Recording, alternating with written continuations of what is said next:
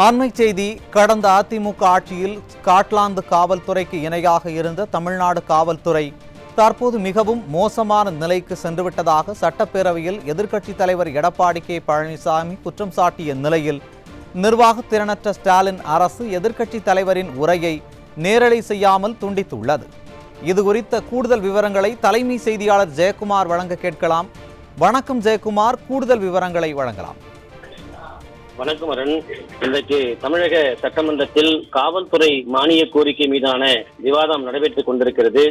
திமுக ஆட்சியில் கடந்த 4 ஆண்டுகளாக தமிழகத்தில் சட்டம் ஒழுங்கு எந்த லட்சணத்தில் இருக்கிறது, சட்டம் ஒழுங்கை பாதுகாக்கக்கூடிய முதலமைச்சர் எந்த லட்சணத்தில் காவல்துறையை கையாளுகிறார் என்பது குறித்து புள்ளி விவரங்களோடு அனைத்திந்திய அண்ணா திராவிட முன்னேற்ற கழகத்துடைய பொதுச் செயலாளரும் சட்டமன்ற எதிர்க்கட்சித் தலைவரும் முன்னாள் முதலமைச்சருமான புரட்சித் தமிழர் எடப்பாடி கே பழனிசாமி அவர்கள் பேசி வருகிறார்கள். ஒவ்வொரு நாளும் இந்த சட்டமன்றத்தில் அதிமுக சட்டமன்ற உறுப்பினர்கள் பேசுவதை, முக்கியமான பிரச்சனைகள் குறித்து கவன ஈர்ப்பு தீர்மானம் கொண்டு வருவதை, எதிர்க்கட்சி தலைவர் என்கிற முறையில் மக்களுடைய பிரச்சனைகள் குறித்து பேசுவதை வேண்டுமென்றே திட்டமிட்டு அரசியல் காழ்ப்புணர்ச்சியோடு இன்றைக்கு திமுக அரசு சட்டப்பேரவை நேரடி ஒளிபரப்புகளை தொடர்ந்து துண்டித்த வண்ணம் இருக்கிறது. முதலமைச்சர் துதிபாடுவதை மட்டும் நேரலை செய்துவிட்டு மக்களுடைய பிரச்சனைகளை புள்ளி விவரங்களோடு எடுத்து பேசிவிட்டால் எங்கே மக்கள் மன்றத்தில் சென்றுவிடுமோ என்கிற ஒரு அச்சத்தின் காரணமாக இந்த நேரலை துண்டிக்கப்படுவதாக கூறப்படுகிறது.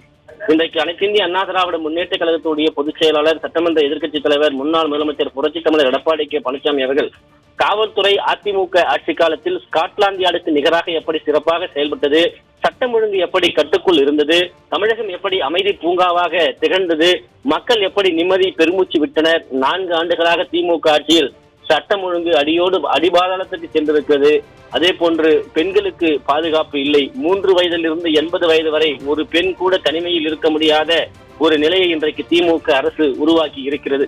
அதே போன்று பாலியல் கூட்டு வன்கொடுமைகள், பாலியல் தீண்டல்கள், கொலை, கொள்ளை, கற்பழிப்பு என தலைவிரித்து ஆடிக்கொண்டிருக்கிறது சட்டம் ஒழுங்கு.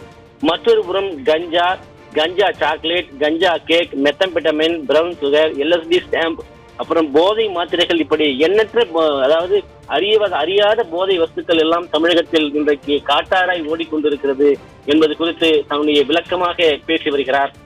நேரலை துண்டிக்கப்பட்டிருக்கிறது.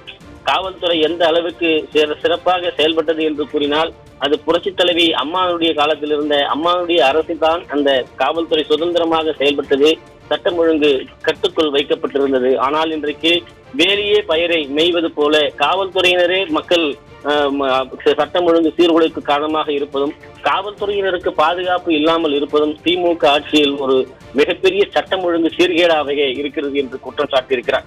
திமுக ஆட்சியில் சட்டத்தின் ஆட்சி நடைபெறவில்லை என்பது குறிப்பிட்டு பேசியிருக்கக்கூடிய அனைத்திந்திய அண்ணா திராவிட முன்னேற்ற கழகத்துடைய பொதுச் செயலாளர் புரட்சித் தமிழர் எடப்பாடி கே பழனிசாமி அவர்கள் திமுக ஆட்சியில் ஸ்காட்லாந்து காவல்துறைக்கு ஈடாக தமிழக காவல்துறை செயலிழந்து போனது என்பதைத்தான் இன்றைக்கு காட்டுகிறது. அதிமுக ஆட்சி காலத்தில் ஸ்காட்லாந்து யார்டுக்கு நிகராக காவல்துறை செயல்பட்டது என்பதையும் அவர் புள்ளி விவரங்களோடு குறிப்பிட்டு பேசி வருகிறார். அதிமுக ஆட்சியில் திமுக ஆட்சியில் காவல்துறைக்கும் மிகப்பெரிய வேறுபாடாக இருக்கிறது. காவல்துறையுடைய கரங்கள் கட்டப்பட்டிருக்கிறது. காவல்துறை சுதந்திரமாக செயல்படவில்லை என்கிற ஒரு குற்றச்சாட்டு முன்வைத்திருக்கிறார். வேண்டியவர்களுக்கு ஒரு மாதிரியும், வேண்டியவர்களுக்கு என்றால் உடன்பிறப்புகளுக்கு ஒரு மாதிரியும், வேண்டாதவர்களுக்கு ஒரு மாதிரியும் காவல்துறை செயல்பட்டுக் கொண்டிருப்பதாக எதிர்க்கட்சித் தலைவர் புரட்சித் தமிழர் எடப்பாடி கே பழனிசாமி அவர்கள் குற்றம் சாட்டியிருக்கிறார். இந்தியாவிலேயே அமைதியான, பாதுகாப்பான, சுதந்திரமான, மக்கள் வாழ தகுந்த மாநிலமாக அதிமுக ஆட்சி காலத்தில் தமிழகம் இருந்ததாகவும், பெண்களுக்கு பாதுகாப்பான மாநிலமாக இருந்ததாகவும், பெருமிதத்தோடு அதிமுக ஆட்சி காலம் திகழ்ந்ததாகவும் புரட்சித் தமிழர் எடப்பாடி கே பழனிசாமி அவர்கள் குறிப்பிட்டிருக்கிறார். குற்றங்களை தடுக்க முன்னெச்சரிக்கை நடவடிக்கைகள் எடுத்தாலே பெரும்பாலான குற்றங்கள் தடுத்து நிறுத்தி இருக்க முடியும். ஆனால் திமுக ஆட்சியில் காவல்துறை என்ன செய்து கொண்டிருக்கிறது என்பதுதான் மிகப்பெரிய கேள்வியாக இருக்கிறது. காவல்துறையை கையில் வைத்திருக்கக்கூடிய முதலமைச்சர் என்ன செய்து கொண்டிருக்கிறார் என்று அதைவிட மிகப்பெரிய கேள்விகளாக இருப்பதையும் அவர் சுட்டிக்காட்டி வருகிறார். திருநெல்வேலி மாவட்டம் மாஞ்சோலை தொழிலாளர்கள், அந்த தேயிலை தோட்ட தொழிலாளர்கள் அதே போன்று கூலி உயர் கேட்டு போராட்டம் நடத்தினார்கள். திமுக சட்டமன்ற உறுப்பினர்களே தலைமையேற்று நடத்தியிருக்கிறார்கள். மாஞ்சோலை தோட்ட தொழிலாளர்களின் நியாயமான கோரிக்கையை கூட இவர்கள் நிறைவேற்ற தவறியிருக்கிறார்கள். மாஞ்சோலை தோட்ட தொழிலாளர்களுடைய போராட்டத்தை திமுக சட்டமன்ற உறுப்பினர்கள் போராட்டத்திலே பங்கு பெற்ற போதும் கூட அந்த தொழிலாளருடைய கோரிக்கையை, குறிப்பாக மாஞ்சோலை தோட்ட தொழிலாளருடைய அந்த கோரிக்கைகளை காவல்துறையினர் தடுக்கக்கூடிய ஒரு நிகழ்வைத்தான் பார்க்க முடிகிறது. 18 பேர் ஏற்கனவே உயிரிழந்திருப்பதையும் சுட்டிக்காட்டி பேசியிருக்கிறார். இதற்கு முன்பாக தமிழக அரசு இதுபோன்ற நடவடிக்கையில் ஈடுபட்டது இல்லை என்பதை குற்றம் சாட்டி பேசக்கூடிய எதிர்க்கட்சித் தலைவர் புரட்சித்தலைவர் எடப்பாடி கே பழனிசாமி அவர்கள் இந்தியாவிலேயே முதல் முறையாக தமிழகத்துக்கு தான் பெண்களுக்கு எதிராகவும் குழந்தைகளுக்கு எதிரான குற்றங்களை தடுக்க தனிப்பிரிவு அனைத்திந்திய அண்ணா திராவிட முன்னேற்ற கழக ஆட்சியில் தொடங்கப்பட்டது. அதே போன்று அதிமுக ஆட்சிகளில் தான் பெண்களுக்கு என்று தனி காவல் நிலையங்கள் அனைத்து மகளிர் காவல் நிலையங்கள் தொடங்கப்பட்டது. முதல் காவல் நிலையத்தை 1000 விளக்கில் புரட்சித் தலைவி அம்மா அவர்கள் தனது திருக்கரங்களால் தொடங்கி வைத்ததையும் அவர் சுட்டிக்காட்டி பேசி வருகிறார். குறிப்பாக சட்டமன்றத்திலே இன்றைக்கு திமுக ஆட்சியில் ஜனநாயகம் படக்கூடிய பாடு என்பது மிகப்பெரிய பாடாக இருக்கிறது. அதே போன்று சட்டம் ஒழுங்கு சீர்கேடு என்பது சொல்ல முடியாத அளவிற்கு இருக்கிறது. போதைப் பொருளுடைய புழக்கம் அதுபோன்று தொடர்ந்து அதிகரித்திருக்கிறது. தமிழகத்திலே காலி பணியிடங்களை பற்றி அதிமுக பொதுச் செயலாளர் எதிர்க்கட்சித் தலைவர் புரட்சித்தலைவர் எடப்பாடி கே பழனிசாமி அவர்கள் கடந்த அதிமுக ஆட்சி காலத்தில் காவலர்களுடைய பணி அமர்த்தப்பட்டது குறித்து சட்டமன்ற எதிர்க்கட்சித் தலைவர் எடப்பாடி கே பழனிசாமி அவர்கள் பட்டியலிட்டு சொல்லியிருக்கிறார். அதிமுக ஆட்சி காலத்தில் எப்படியெல்லாம் பணி அமர்வுகள், பணி நியமனங்கள், பணி அறிவிப்புகள் எல்லாம் செய்யப்பட்டது. திமுக ஆட்சியில் வெற்று அறிவிப்புகளாக, குறைந்தபட்ச அந்த அறிவிப்புகளாக இருப்பதையும் அவர் சுட்டிக்காட்டியிருக்கிறார். காவல்துறை காலியாக இருக்கக்கூடிய பணியிடங்களை உடனடியாக நிரப்ப வேண்டும் என்றும், குறிப்பாக 5.5 லட்சம் காலி பணியிடங்கள் காவல்துறையில் மட்டுமே இருப்பதையும் அவர் சுட்டிக்காட்டியிருக்கிறார். அரசு துறையில் இருக்கக்கூடிய இந்த காலி பணியிடங்கள் காரணமாக பல்வேறு நிலைகளில் காவல்துறையினர் பணி செயல்பட முடியாத ஒரு நிலைக்கு தள்ளப்படக்கூடிய அவலத்தை அனைத்திந்திய அண்ணா திராவிட முன்னேற்ற கழகத்துடைய பொதுச் செயலாளர் புரட்சித்தலைவர் எடப்பாடி கே பழனிசாமி அவர்கள் சுட்டிக்காட்டியிருக்கிறார். கடந்த 5 ஆண்டுகளில் 3.5 லட்சம் காலி பணியிடங்கள் நிரப்புவதாக அறிவித்துவிட்டு இதுவரை 72,000 பணியாளர்கள் மட்டுமே திமுக அரசு நியமனம் செய்யப்பட்டிருப்பதாகவும் குற்றம் சாட்டியிருக்கூடிய எதிர்க்கட்சித் தலைவர் எடப்பாடி கே பழனிசாமி அவர்கள் காலி பணியிடங்களை உடனுக்குடன் நிரப்பினால்தான் அரசு ஊழியர்களுடைய பணிச்சுமை குறையும் என்றும் அவர் தெரிவித்திருக்கிறார்.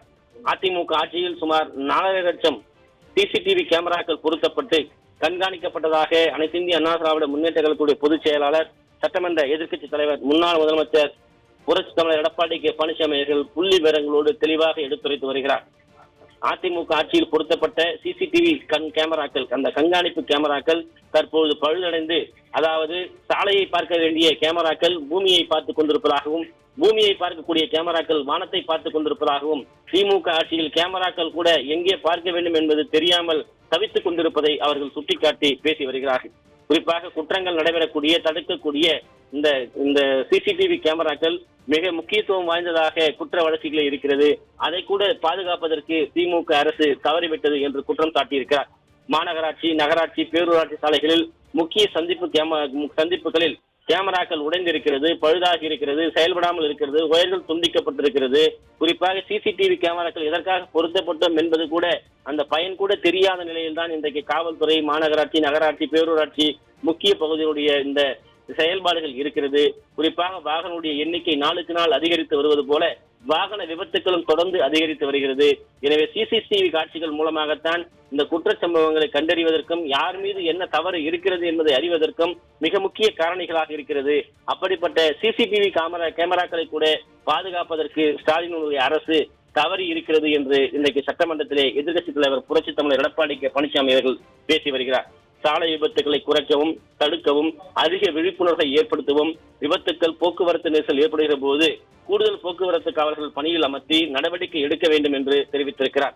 குறிப்பாக போக்குவரத்து காவலர்களை பொறுத்தவரைக்கு பொதுமக்களிடையே மிகப்பெரிய ஒரு குற்றச்சாட்டு இருக்கிறது.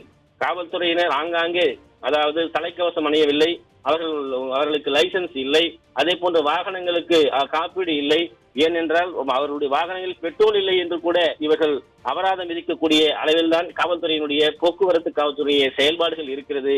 எனவே மக்களுக்காக செயல்படக்கூடிய காவலர்களாக இவருடைய பணி இருக்க வேண்டும்.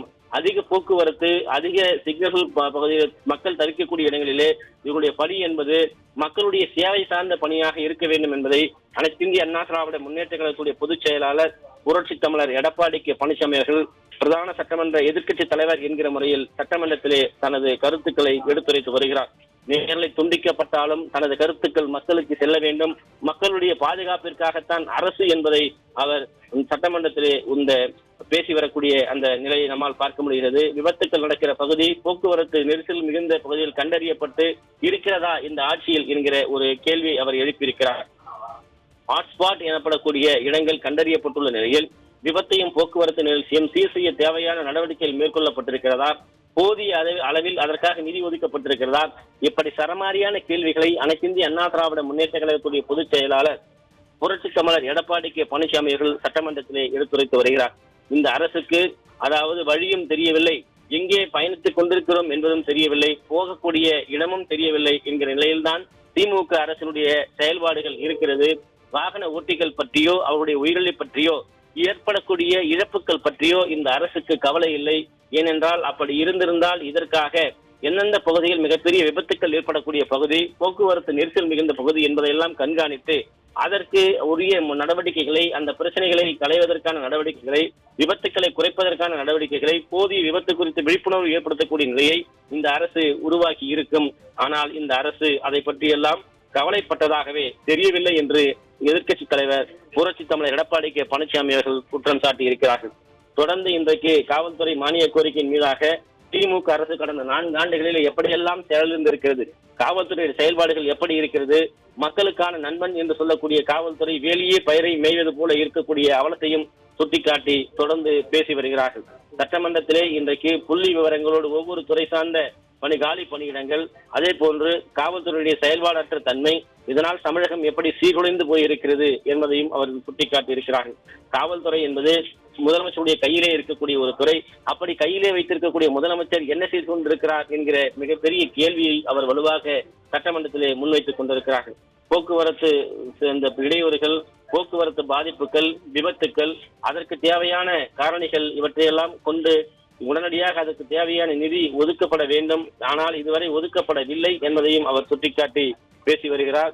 தொடர்ந்து சட்டமன்றத்திலே அனைத்திந்திய அண்ணா திராவிட முன்னேற்ற கழகத்துடைய பொதுச் செயலாளர், சட்டமன்ற எதிர்க்கட்சி தலைவர், முன்னாள் முதலமைச்சர் புரட்சி தமிழர் எடப்பாடி கே பழனிசாமி அவர்கள் அரசு துறைகளிலே, குறிப்பாக காவல்துறையிலே காலியாக இருக்கக்கூடிய பணியிடங்களை நிரப்பப்பட வேண்டும் என்பதையும் அவர் வலியுறுத்தி பேசி வரக்கூடிய அந்த காட்சிகளை நம்மால் பார்க்க முடிகிறது.